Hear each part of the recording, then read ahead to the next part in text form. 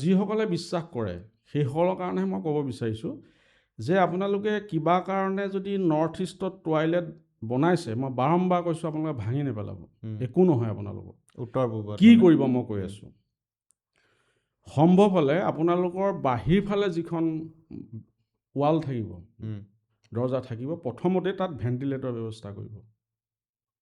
দ্বিতীয়তে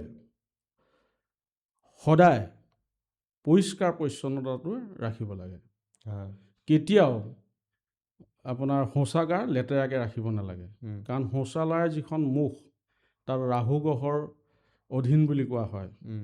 গতিকে পৰিষ্কাৰ পৰিচ্ছন্নতা যদি থাকে তাত ঋণাত্মক শক্তিৰ সৃষ্টি হ'ব নোৱাৰে। দ্বিতীয়তে এটা সাগৰীয় নিমখ, যিটো নিমখ আমাৰ যিটো চল্ট, যিটো চি চল্ট কয়, সাগৰীয় নিমখ, বাতি এটাত আপোনাৰ ষ্টীলৰ হওক বা তামৰ হওক, যিকোনো পাত্ৰৰ বাতি এটাত অলপ বহলমুখৰ হ'ব লাগে, সেই তাত অলপ নিমখ ৰাখিব লাগে।